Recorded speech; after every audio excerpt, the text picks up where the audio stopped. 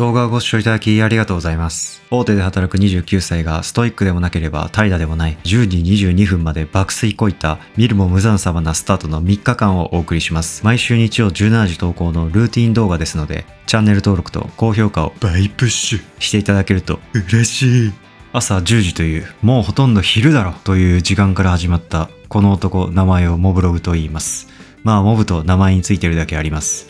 無意識のうちに10時起床という世にいるストイック勢とは一線を画す圧倒的な適正時間に起きれることは間違いなく才能だと言わざるを得ない。この時間からあえて無理してランニングに行くのではなく軽く散歩に出かけます。モブ人間なりの続け方のコツ、無理はしないけど行動はやめないが発動します。途中可愛い猫に出会いました。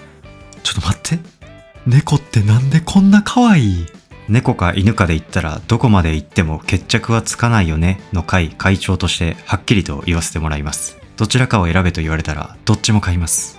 というしょうもない話をしていたら気づいたらマックに来てしまいました。まあ痩せようとは思ってるんですけどね。痩せようとはね、そう思ってるんですけど、明日から結局痩せるんで大丈夫だと思います。今日ぐらいはちょっといいかなって。今日はこれチートデーだからいいかなって。ということで今日も作業していきたいと思います。なんだかんだ遅く起きた時の集中力って見るも無残様というか頭がすっきりしない感じがあって全然集中できないですよね。そういう時は進捗という言葉にお気持ちだけ添えておきます。どうもモブログです。こういう時の私の標語は集中ってなんだっけです。皆さんもあまり集中できないなって時にぜひ友達に使ってください。僕は使うと間違いないんですけどね。涙を拭いたら作業を続けていこうと思います。皆さんゴールデンウィークってどこか行かれますか？私はゴールデンウィークには地元に帰らず韓国へ国外逃亡します。単純にゴールデンウィークって地方の便が高すぎるんですよね。みんなが一斉に帰省するからなんでしょうが、値段が2倍ぐらいになるのは考えものでした。私は少しずらして地元に帰ろうと思います。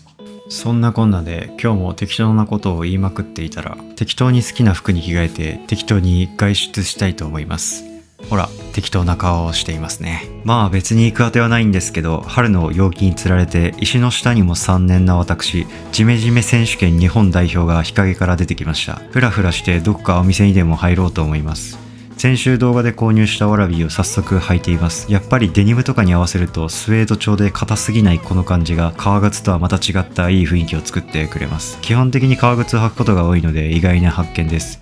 ソールが高いというのも個人的には嬉しいポイント。ということでテクテク歩いてニールカフェという場所に行きました。東京に遊びに行った時に一度行ったことがあったんですが、カツサンドとかご飯が美味しいし店内の雰囲気もおしゃれなカフェです。店内狭めなんですが逆に隠れ家感があって私は好きです。小さい頃家にめっちゃ秘密基地が作りたくて段ボールとガムテープで家の外に家を作っていたらばあちゃんに怒られたことを思い出しました。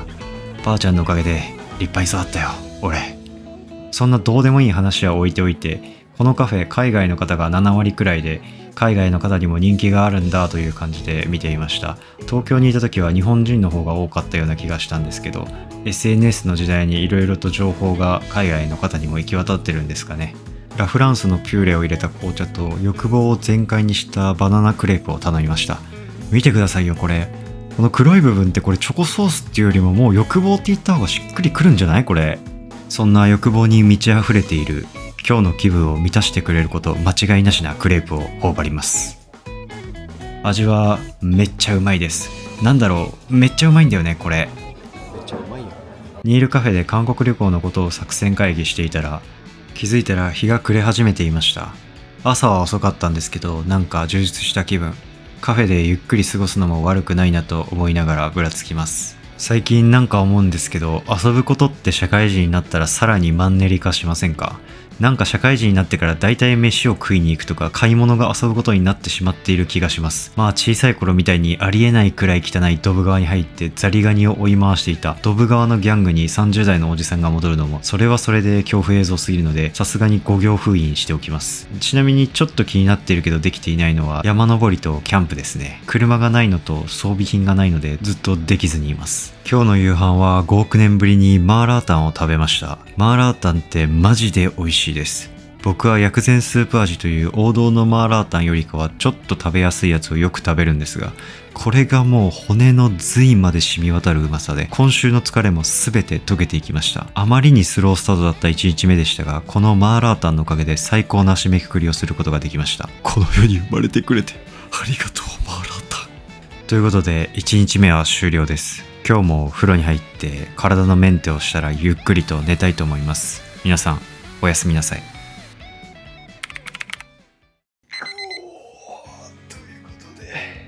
帰ってきました。お疲れした。2日目、帰宅後の夕食を作ります。初めて西京焼きの焼くだけで食えるやつを買ったんですが、俺んちそういえばオーブンねえじゃんってなって、どうにかこうにか気合で焼いてやりましたよ。味はまあ美味しいって感じでした。こういう系だとホッケの干物がめちゃくちゃ好きなんですよね。身が甘くてご飯とめっちゃ合うんですよね。食べたくなってきた。ご飯を食べたらひたすら作業していきます。最近ずっと悶々としていることがあります。それは自己投資に時間を割けていないという出口のない罪悪感なんですが、資格の勉強をもっとすべきなんじゃないか、世の中の正解から自分だけが逸れているんじゃないか、発信に時間を割いている分、キャリアのための勉強は後回しになることがあります。正直しゃあないなと割り切れない自分がどこかにいます。私は後悔しない人生をなるべく歩むことをモットーにしていて、その一環でこの発信も始めたんですが、逆に後悔しない選択が後悔してしまうんじゃないかと、あの時の自分を信じれなくなる現象が起きています。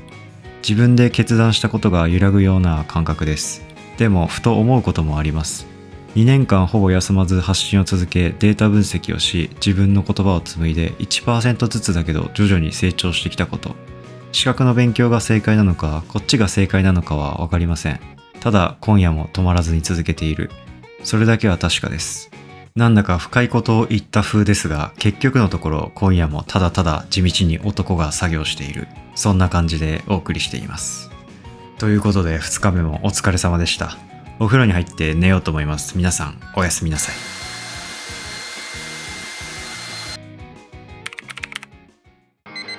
おはようございます。3日目です。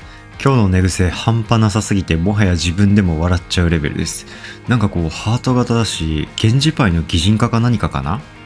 ヒゲと寝癖を破壊したら、今日も晴天の中日課ポッカのランニングをしていきたいと思います。最近ランニング中に思うのは、雨降った時に完全に運動したい気持ちが積んでしまうことなんですよね。運動はしたいんですけどバリエーションがなくて、そろそろ本気でジムを検討しないといけないのかもしれません。家で筋トレやるわって言ってからマジでやっていない男、三日坊主こと青2歳です。意志が弱すぎて行動の先延ばしがパッシブスキルで発動してしまいます。というか家で筋トレするにはまずダンベルを出すところからがめんどくさくて、というのができていない理由では、よし今すぐダンベルを部屋まで持ってこよう。台本を書いていて急に行動する男、モブログのミジンコみたいな成長は続いていきます。家に帰ってきたらオレンジジュースをガブ飲みしてコーヒーを生成します。これがないと始まらないんですよ朝は。ということで今日も仕事頑張ります。お昼、それは会社員に唯一許された体力を回復できる中間地点。今日は初めてチャパゲッティという韓国の料理を食べてみます。適当にお湯で茹でたら卵を乗せて完成です。人生初チャパゲッティ食べてみましたが、この味が濃ゆそうな見た目からは想像できないくらい優しいお味でした。味覚へのダイレクトパンチを期待してたので、あれパンチはどこ？パンチとすぐパンチ探しの旅に出かけてしまいました。調べたところ韓国版ジャージャー麺らしいですが、ジャージャー麺って結構味濃いよな。これ作り方が悪かったのかな。まあ本場の味を知らないので現地に行った時にぜひ食べてみたいですね。ということで今日も仕事お疲れ様でした。まるで親愛なる隣人のような何パイダーマンかはわかりませんが、無事仕事も本日も終えました。夕食を作っていきます。今日はチンゲン菜の炒め物です。そういえばもうすぐスパイダーマンが公開されますね。トム・ホランド主演のスパイダーマンブランニューデイもめちゃくちゃ楽しみですが、個人的にはマイルズ・モラレスのスパイダーバースの新作も待ちきれないです。スパイダーバースは急に力が授かったものの成長ストーリーであるのに加えて、思春期の親との距離感のズレとか悩みとか、なんか自分の昔の頃と重なって見てて少し居心地が悪い場面もあるんですけど、普通に愛情に満ちた温かい場面もあるし、リアルでなんかすごい好きなんですよね。そんなどうでもいい話は置いておいて、最近体にガタが来ている感覚があります。頭痛、美容クリニック、整体に眼科。気づけば僕の Google カレンダーは各所のメンテナンス予約で埋まり始めていました。ね、言ったでしょ？ 30 歳になると急にガタが来るぞっていう誰かの予言。あれは都市伝説じゃなくてイルミナティの陰謀なんだよね。もう来ちゃってるからね。もう日常に潜んでるからね。なんでみんな平気な顔してるのって話。シリってあるでしょ？あれは反対から読むと30歳になったらガタが来るって意味だからね。自由に走り回れた自分から手入れをしないと動かない自分になっていく感覚です。年を取ることへの抵抗感というか、置いていかれるような寂しさが時々ふっと顔を出します。年を重ねる楽しみって一体どこに落ちてるんでしょうね。ばあちゃんに聞いてみたい気もするけど、確信に触れる前に寝落ちされそうなので、答えはまだ保留にしておきます。今週もここまでご視聴いただきありがとうございました。ストイックでもなければ怠惰でもない地道なモブ人間のルーティンはこれからも続いていきます。ということでまた来週お会いしましょう。おやすみなさい。